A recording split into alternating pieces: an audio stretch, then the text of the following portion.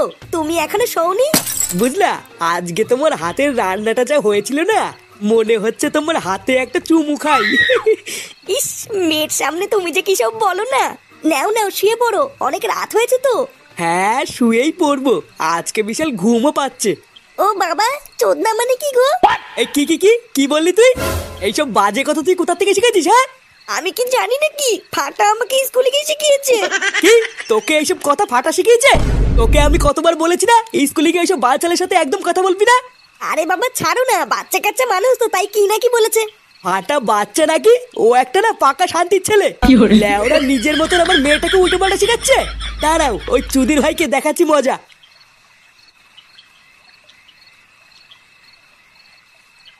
দিনের বেলায় যেমন তেমন, কিন্তু রাতের দিকে শীতটা একটু বেশি পড়ছে, কি বলো? হ্যাঁ, তাজা বলেছে। কি হলো কাকা, থেমে গেলে যে? কেমন যেন একটা আজব শব্দ আসছে না? শব্দ কই? ও মনের ভুলে কি নাকি শুনেছ। চলো চলো। আর না রে হরি, একটু ভালো করে কান পেতে শোন। আমি কেমন যেন একটা শব্দ পাচ্ছি। ও তোমার বুড়ো বয়সে বিমৃতি হয়েছে কাকা। আর এই শীতের মধ্যে দাঁড়িও না, চলো চলো। কাকা, তুমি মনে হচ্ছে ঠিকই শুনেছিলে গো। এটা আবার কিসের শব্দ? হ্যাঁ রে হরি, জায়গাটা না খুব একটা ভালো লাগছে না রে। আমাদের তাড়াতাড়ি এখান থেকে বেরোতে হবে।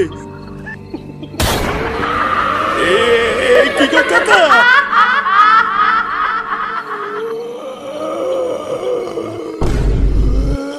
হরি, এই হরি, হরি আমাকে ছেড়ে যাস না।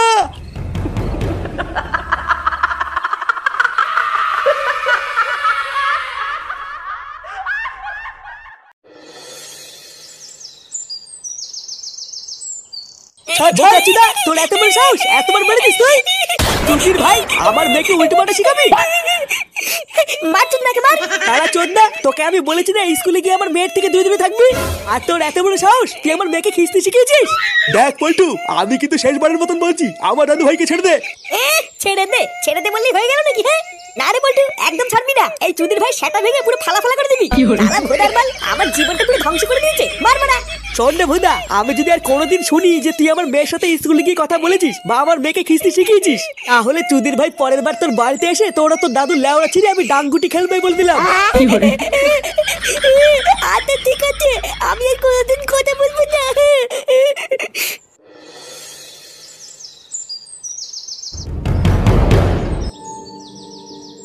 কি আশ্চর্য, কালকে সকালেই হারানদার সাথে কথা বললাম, আর এক রাতের মধ্যে এত কিছু ঘটে গেল, এ তো আশাই করা যায় না। আমার তো দেখেই বুকের ভিতরটা কেমন কেঁপে কেঁপে উঠছে। একটা জলজান্ত মানুষের কি অবস্থা! আরে দেখে বুঝতে পারছো না কি সাংঘাতিক ভয়ঙ্কর ভাবে একটা জলজান্ত মানুষকে মেরে ফেলেছে। একটা চোখ উপড়ে নিয়েছে, আবার পুরো শরীরটাও পুরো ফ্যাকাশে হয়ে গেছে, যেন মনে হচ্ছে পুরো শরীর থেকে কে যেন রক্ত চুষে খেয়ে নিয়েছে। বাবারে বাবা, আমি তো পুরো শিওর এটা কোনো ডাইনির কাজ, না হলে তো এটা কোনোভাবেই সম্ভব না। হ্যাঁ ঠিকই বলেছো। এই পুঙ্গা মেরেছে, এই সে বাবা কি হয়েছে? পল্টু, দেখছিস তো কাল রাতে গ্রামে কি হয়েছে? হ্যাঁ, সে তো দেখতেই পাচ্ছি।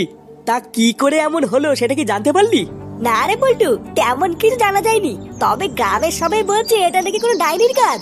ভালো করে তাকিয়ে দেখ, মনে হচ্ছে গলার কাছে কে যেন কামড় দিয়ে সব রক্ত চুষে নিয়েছে। এই যে চোদনা শুধু কি রক্ত চুষেছে নাকি, চোখের লেওড়া তো তুলে নিয়ে গেছে। এই দিন না বলে না, এই সিনে আমি দেখতে পাচ্ছি না। উড়ি পল্টুদা, ব্যাপারটা দেখে কি বুঝলা? এটাই বুঝলাম যে এইরকম ঘটনা কিন্তু আমাদের গ্রামে এর আগে আরো অনেকবার ঘটেছে। আর প্রতিবারের মতন এই ঘটনাটাও কিন্তু কোনো সাধারণ ঘটনা না। এই ব্যাপারটা নিয়ে আমাদের সবাই মিলে একটু গ্রামের মোড়লের বাড়িতে যেতে হবে, বুঝলি? তারপর আলোচনা করে দেখতে হবে।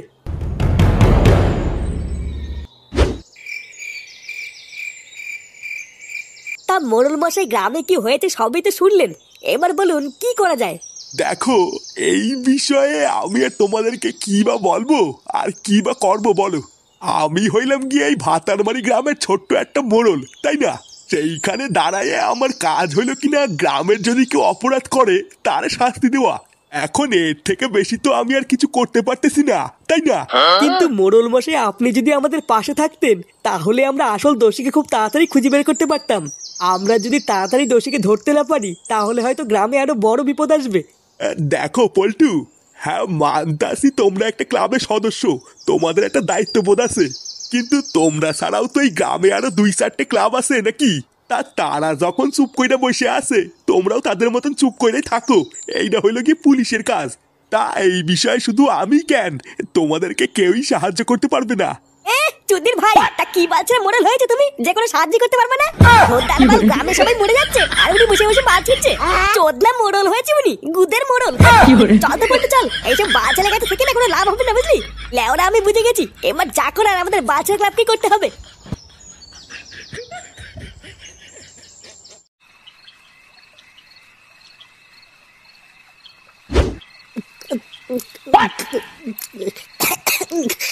লেওরার বাল কোনো চুদ নাই, কোনো কাজের না, জানিস তো?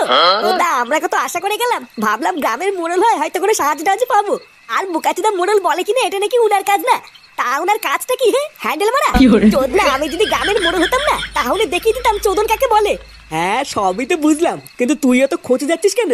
কোন বাল কি করলো কি না করলো ওসব আমাদের দেখে লাভ নেই, আমরা আমাদের দায়িত্ব পালন করলেই হবে। আচ্ছা পল্টুদা, পুরো গ্রামটাকে পাহারা দেওয়ার জন্য যদি আমাদের ক্লাবের তরফ থেকে সিভিক ভলেন্টিয়ার দিই তাহলে কেমন হয়? আরে না না, পাগল হলে নাকি? ওই চোদনাগুলো আমরা মোড়লের উপরে, লেওরাগুলোকে করতে বলবো বাল আর করে ফেলবে ছাল, দরকার নেই। হ্যাঁ ঠিকই বলেছিস, অত ঝামেলার ভিতরে যাওয়ার দরকার নেই। দাঁড়া কাল সকালটা হোক, তারপরে ঠান্ডা মাথায় ভেবে দেখতে হবে আমাদের ক্লাবের তরফ থেকে গ্রামের সেফটির জন্য কি করা যায়।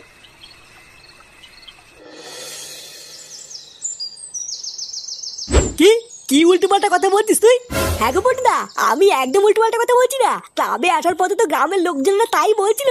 তোমার বিশ্বাস না হলে তুমি ফটকে জিজ্ঞাসা করো না, ফটকেও তো ছিল আমার সাথে। হ্যাঁ রে পল্টু, ল্যাংচা ঠিকই বলছে, কাল রাতে নাকি গ্রামের আরো একজন মারা গেছে।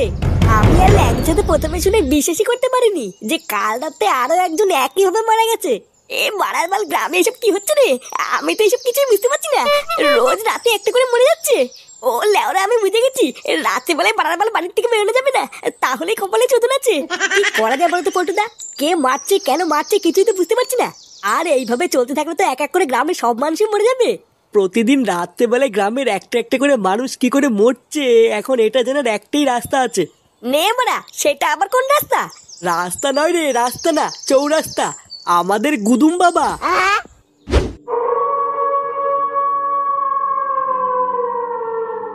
আরে চোদন, এই মালটা তো দেখছি উড়ে বেড়াচ্ছে রে। হ্যাঁ ফুটো, হাত জোর কর। আরে দাঁড়া বাড়া, আগে বুঝতে দে ব্যাপারটা কি হচ্ছে এখানে।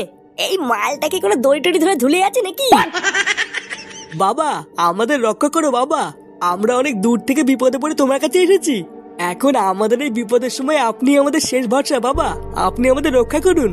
বল, কি করতে এসেছিস এখানে? ওই রক্তদোষের হাত থেকে মুক্তি পেতে? হ্যাঁ বাবা, তুমি তো সবই জানো, প্রতিদিন রাত্রিবেলায় আমাদের গ্রামের একজন করে মেরে ফেলছে, তুমি আমাদের এর হাত থেকে বাঁচাও বাবা। বম ক্রিং ক্রিং ছট।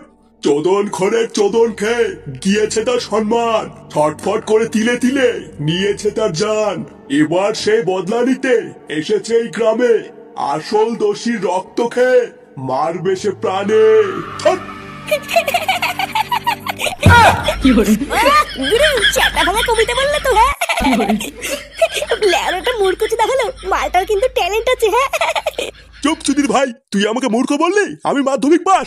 তারা চোদনা, মাধ্যমিকে আর 1 নম্বরের জন্য আমি স্টার পাইনি, কেন জানিস? কারণ আমার পেনের কালি ফুরিয়ে গেছিল। বলছি বাবা, তুমি ওর কথা কিছু মনে করো না। এবার তুমি আমাদের বলে দাও বাবা, কে সেই দোষী যার জন্য আমাদের গ্রামের রক্তচোষাটা এত বড় ক্ষতি করছে? আর এই রক্তচোষাটা কোথায় বা থাকে আমরা তো কিছুই জানি না বাবা। ও থাকে একটা গভীর জঙ্গলের পুরনো বাড়িতে, আর রাতের অপেক্ষা করে, কারণ রাত হলেই ও প্রতিশোধ নেওয়ার জন্য ওর বাড়ি থেকে বেরিয়ে আসে। তারপর যাকে সামনে পায় তারই রক্ত চুষে খায়। কিন্তু বাবা, সেই দোষীটাকে যার জন্য ও আমাদের গ্রামের সবার রক্ত চুষে খাচ্ছে? সে আর কেউ নয়, তোদেরই গ্রামের মোড়ল। কি?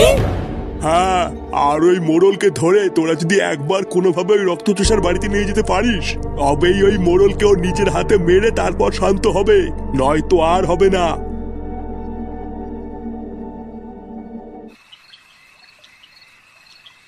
আর মারানির ভাই, এবার আমি বুঝেছি ওই মোড়ল কেন আমাদের কোনো সাহায্য করলো না। আর করবেই বা কি করে? এই সব কিছুর পিছনে তো শান্তির ছেলেটারই হাত আছে। না না পল্টুদা, আমরা যখন এখন সবকিছু জানি তখন কিন্তু এর একটা শেষ দেখতেই হবে, না হলে হয়তো আজকে রাত ওই শান্তির ছেলের জন্য কেউ না কেউ প্রাণ হারাবে। হ্যাঁ ঠিকই বলেছিস, আর সময় নষ্ট না করে যে করেই হোক ওই মোড়লকে রক্তচোষার হাতে তুলে দিতে হবে, না হলে হয়তো প্রতিশোধের আগুনে রক্তচোষা এক এক করে সবাইকে মেরে ফেলবে। চালা মাদার বোর্ডের বাচ্চা মোড়ল, বাইরের থেকে তো দেখে মনে হয় ভাজা মাছটা উল্টে খেতে পারে না, আর এইদিকে নাকি একটা নিরীহ মেয়ের ইজ্জত নিয়ে তাকে মেরে ফেলেছে। ফোদার বাল, তুই আমাকে একবার বল পল্টু, আমি একাই গিয়ে মোড়লের গুষ্টি গুড় মেরে দিয়ে আসবো। তুই এক কাজ কর ল্যাংচা, তুই আর ফুটো গিয়ে যেভাবেই হোক ওই মোড়লকে বাড়ির থেকে বের করে রক্তচোষার বাড়ির সামনে নিয়ে আয়। তারপর মালটাকে বোকাচোদা বানিয়ে যদি একবারই রক্তচোষার হাতে তুলে দিতে পারি, ব্যাস। কিন্তু পল্টুদা সকালবেলায় ফোটোই চুদির ভাইকে যা কিস্তি মারলো, আমি আর ফোটো কি ডাকলে তো ওই চোদাটা আসবেই না। আসবে আসবে রে ল্যাংচা, চোদনে পড়লে পড়লে এমনি দৌড়তে দৌড়তে আসবে। তুই আর ফুটো গিয়ে কি বলবি, এবার আমি কি বলছি সেটা মন দিয়ে শোন।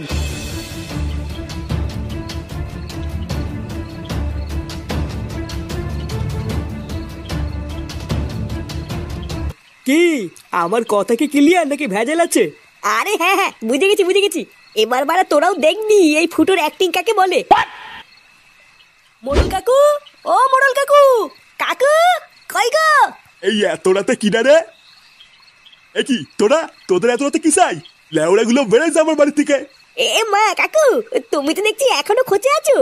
সকালের কথা কিছু মনে করো না কাকু, আসলে রাগ হয়ে গেছিল তো তাই কি নাকি বলে ফেলেছি। এই দেখ ছোকরা, রাত করে না নাটক মারাবি না, ঠিক আছে? যা কবি তাড়াতাড়ি ক, না হলে বেরো।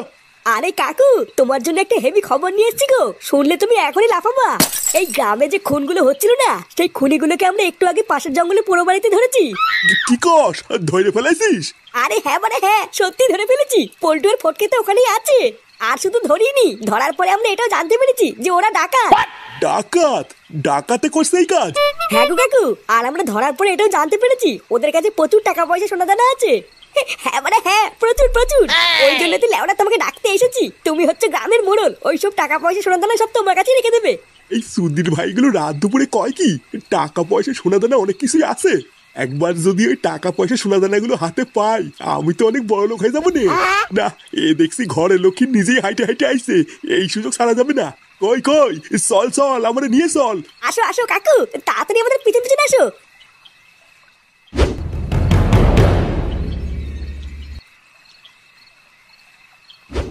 নে রে, বললি যে এখানে ডাকাত গুলো আছে, তো গেল কোথায়? কিটা রে, কিটা? দেখ ঢ্যামনা গুলো তোরা কি ভাবতেছিস? আমারে এখানে আইনে তোরা ভয় দেখাবি? আমি কিন্তু এই গ্রামের মোড়ল, আর তোদের সকলের কপালে কিন্তু কষ্ট আসতেই বলে দিলাম।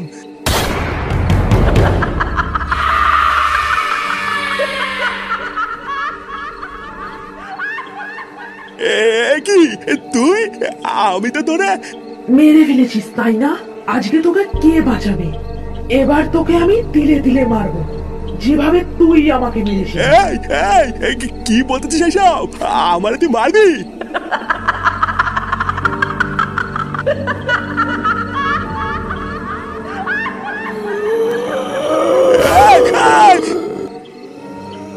শান্তির ছেলে, এবার দেখ কেমন লাগে। এবার থেকে সব শান্ত, আর গ্রামের কোনো মানুষই মারা যাবে না। চল এবার আমরাও যাই।